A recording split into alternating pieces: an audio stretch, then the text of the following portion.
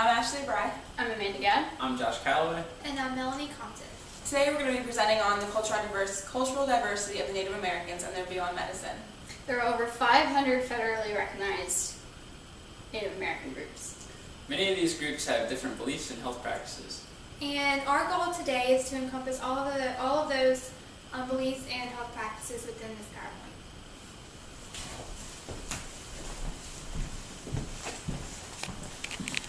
As mentioned earlier, Native Americans make up over 500 groups within the United States. And within these groups, every single group is culturally diverse in their traditions and their healthcare practices. And we're going to try and address as many as we can today. One thing that's familiar with all of these groups is that they all encompass a holistic view of medicine and medical care. This incorporates man, nature, and environment. They like to treat all aspects of health with herbal remedies as well as rituals and the use of elders, witch doctors, and another term called shamans. When talking about Native Americans as a whole, they're normally less expressive, and especially when it comes to pain and pain tolerance. They have a high tolerance of pain and are less reluctant to inform you if they're having more pain. And this is due to the simple mindset of pain is danger, no pain is healthy, and if I don't speak it, then I won't speak it into existence. Some common pain remedies that we see used as herbal remedies are listed up here. And these are to treat some things as simple as backaches, headaches, muscle pains, all the way into helping with labor.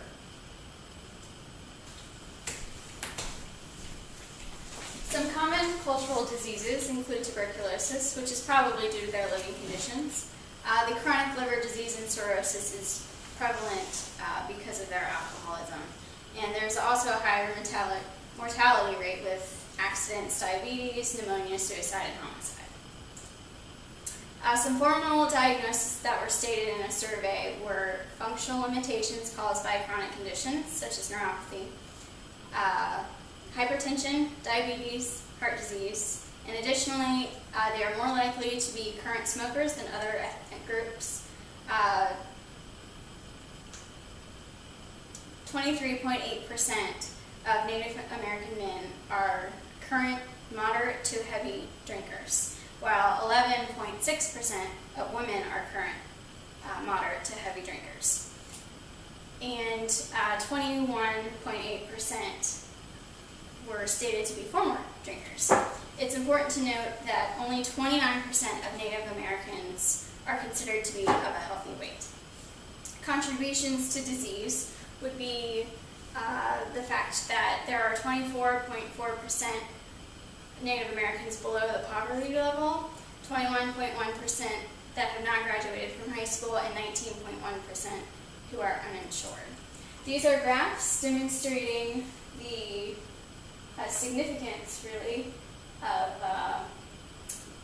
the health disparities as far as diabetes, heart disease, and obesity are concerned. The black bars are Native Americans, and as we can see over here, the Native Americans are more prevalent with diabetes and heart disease as opposed to white, black, Asian, and Hispanic. And they are also more prevalent to be obese. Traditions that influence health decisions. There's a strong bond between healing practices, spirituality, environment, and the self. They define health healing practices as those which may involve traditional medicine practitioners, such as the medicine men and women, herbalists, and shaman, to restore an individual to a healthy state using traditional medicines such as healing and purification ceremonies, teas, herbs, special foods, and special activities such as therapeutic sings, prayers, chants, dancing, and sand painting. Basic Native American spiritual beliefs as it relates to wellness. The traditional views of healing and wellness emphasize the importance of harmony between the self, the environment, as well as with others.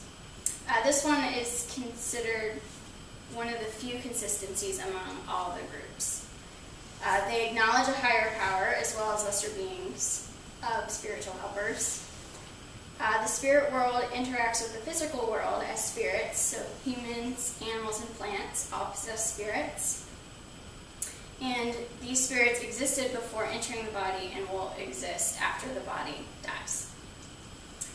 Natural unwellness is called by the violation of law of creation. An example of this would be under the influence of drugs or alcohol during a very sacred ceremony.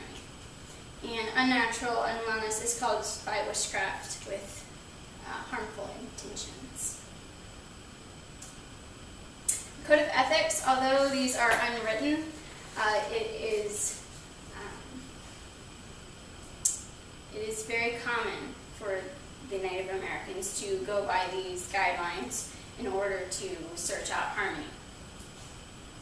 So giving thanks to the Creator as soon as you get up in the morning, understanding that everything is connected, giving away extra or unnecessary possessions, consistently seeking harmony, always asking permission, giving something for everything you receive, always showing respect, listening to guidance and your heart, learning from your experiences, always smiling and taking life a day at a time.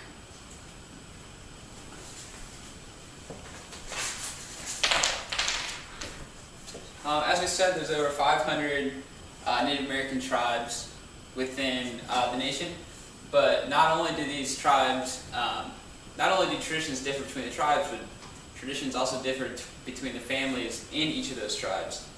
Family is very important to the Native Americans, and it's also defined in a broader sense than many of the white Americans define it, where these families can not include more than just blood, but members of the same tribe as well. These tribes or families are often led by elders who are older members of the community who pass down the beliefs and traditions of the tribe to the next generation. The care of the sick and elderly is commonly the responsibility of the family members, although autonomy is highly valued with the Native Americans, so end-of-life decisions and decisions regarding one's health are often left to that individual because they place such an emphasis on autonomy. Native Americans hold the perspective that time is circular instead of linear, so the cycle of birth, life, and death is natural, and it's something that the Native Americans embrace, and they don't try to manipulate or anticipate it. They also, for this reason, there's sometimes resistance to healthcare and things that can interfere with this natural cycle. Advanced directives and wills are often frowned upon because they bring about negative thinking. It also prevents them from discussing a prognosis or diagnosis because they believe that if these words are spoken, that the disease or negative outcome can become a reality. Again, spiritual influences like traditions vary between tribes and families. Many of these traditions teach that there's an interconnectedness. So all things, man, their creator, fellow man and nature, everything's interconnected. And they believe that a state of health exists when all of these things are in harmony, when one's in harmony with nature, and that illness occurs when there is an imbalance between the individual and nature or supernatural forces. Contemporary Indians use what we call white man's medicine to treat white man's diseases such as diabetes, cancer, and heart disease, and they use Indian medicine to treat Indian diseases such as pain, emotional problems, spiritual sickness, or mental sickness. Indian medicine consists of actions, traditions, remedies, ceremonies, and prayers that are specific to their tribe, and that may also involve the use of a medicine man or woman known as a shaman.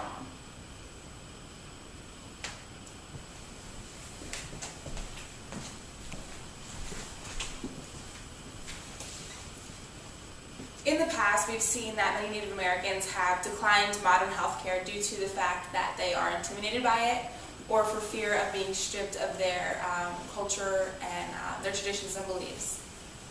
So when looking at this, we can see that there's a higher incidence of breast cancer among the Native American population of women aged 21 to 60. And when going through these studies, we can see that a lot of these women have a fear for the unknown, not knowing what these screenings entail, not knowing how to properly perform a self-breast examination, and intimidated by the gender of a male doctor performing this on them.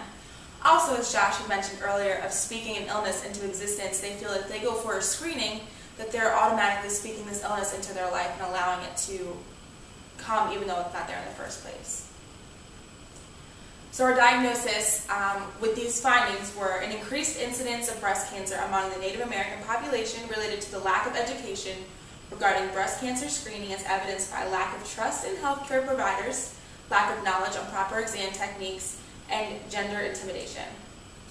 So as we plan our target audience to be ages 21 to 60 of the Native American population, we're looking to fill these educational gaps and understanding why screenings are necessary and why proper technique is necessary. Moving into the interventions, we want to see a community outreach of placing clinics in areas where Native American populations are great.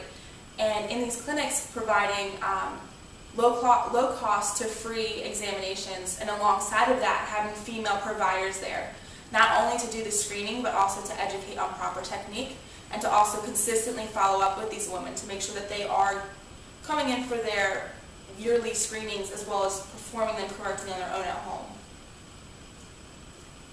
After having these in place, we would like to see a lower incidence of breast cancer among this Native American population, as well as an increased understanding and education on the consequences of lack of screening and what a screening really entails, that it's not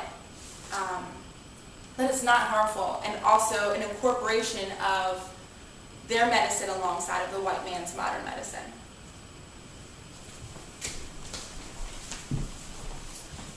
As far as health beliefs of the Native American culture is considered, the healing is believed to be sacred, and in many cases, it can't be effective without considering the spiritual aspect of the individual, because they believe, as we have mentioned, that is interconnectedness, and the individual is placed on this earth for a reason and a purpose, and once that purpose is fulfilled, then they are free to leave this earth.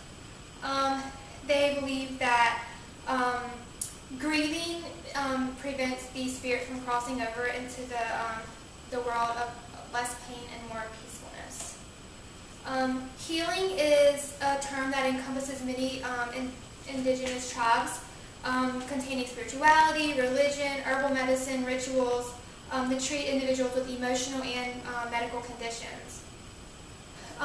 Medicine is more about healing the person rather than curing a disease of some sort, and the traditional healers aim to make a person more whole by rejuvenating their well-being and relationship with nature, or their spirit of nature, which is referred to as God or the Great Mystery.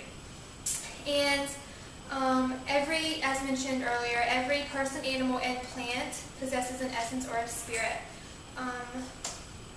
They also believe that illness is caused by an imbalance in a person's emotional, social, and spiritual environment. And when I was doing this research, I found that when I was looking up dementia, they believe that if a person has dementia, that means that their spirit has already left their body, and that the only thing on the earth that remains is their physical body. As far as demographic concerns, there are 566 federally recognized tribes, not including many that are unrecognized. And by the year 2050, there is projected to be 8.6 million Native Americans, which is about 2% of the U.S. population. This is the 2010 census of the different tribes that we have in the United States. And you can see here the different ones with the population from highest to lowest. And this is just the top. Then it's divided further into the different reservations in the Midwest, such as like Arizona, Oklahoma, Montana, South Dakota. And statistics, in 2011 there were 4.3 million Native Americans in the United States. And you can see the statistics, and as far as there's only 13.6% of persons that are considered to be in fair or poor health, and smoking is very prevalent, and about 24% of both men and women are smokers. As far as dietary considerations are concerned, the three staples of Native American food would be corn, squash, and beans. They encompass a lot of the diet there. You can also have like deer meat, berries, wild rice. And corn is also referred to as hanilla, which is a blue cornmeal, and it's used to ground in flour and other starches. They also hunt a lot. A lot of the foundation of the Native American culture is getting your own food by hunting. So they get a lot of protein as far as meats are concerned. Herbs are a big role, as mentioned earlier, in not only food but also treatment of medical conditions. And a recent study that I found was 10% of Native Americans have a healthy diet, so that means 90% of Native Americans have a poor diet. And then all these percents right here shows like 24%, 34%, 24%, which is actually a low number that actually get the recommended amount of fruit and vegetables and grains and dairy products. And Native Americans are 4 times more likely to report not having enough food to eat in the as compared to the other United States household. And they are 1.6 times more likely to be obese in comparison with Caucasians, and 33% of Native Americans are obese, and half of Native American females are overweight.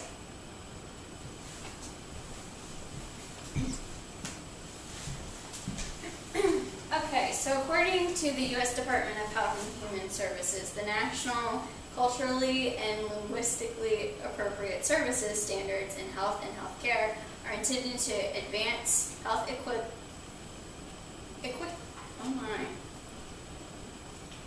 equity, improve quality, and help eliminate healthcare disparities by establishing a blueprint for healthcare. An example of the fulfillment of Principle 13 as far as Native Americans' culture is concerned is a spiritual assessment. The Joint Commission requires a spiritual assessment of each patient, but the original one was not made with the Native American culture in mind. Such questions asked for the general population, where I was wondering if you had a religion that was important to you. In what ways does your spirituality help you cope with difficulties? Are there certain spiritual beliefs and practices that you find helpful? I was also wondering if you attended a church or a spiritual community. But after consulting a group of Native American experts, a new assessment was created. Can you explain what spirituality means to you? How do these beliefs affect your everyday life? Your health? To what extent do others in your family, clan, tribe have similar beliefs? Are there formalized gatherings in your community for those who have similar beliefs? From a Christian perspective, there are 2 particular verses that demonstrate the Native Americans' need for Christ. Romans 5:8. But God demonstrates his own love towards us in that while we were yet sinners, Christ died for us. Many Native American peoples attempt to earn blessings and forgiveness through sacrifices. An example of this would be their sun dance. This is a very complicated ceremony involving fasting from food and water for 3 to 4 days. And this also typically involves hooks that are placed within the chest and attached to a rope and a pole, and basically they're just kind of swaying or dancing around this pole with these hooks embedded in their skin, and typically the longer they last, the better they look, the more blessings they can get, more forgiveness. Right, so that would just be an example of how if Christ were in their lives, they may understand that they would not have to continually sacrifice their health in order to gain forgiveness or blessings. Another example would be 2 Corinthians chapter 1, verse 3 through 5. Blessed be the God and the Father of our Lord, Christ Jesus, the Father of mercies and God of all comfort, who comforts us in all of our affliction, so that we will be able to comfort those who are in any affliction with the comfort with which we ourselves are comforted by God. For just as the sufferings of Christ are ours in abundance, so also our comfort is abundant through Christ. And an example would be that the prevalence of alcoholism within the Native American community, they often seek out drugs or alcohol in order to gain comfort. And again, if they had Christ, theoretically, they would not need to seek through those things. Thank you.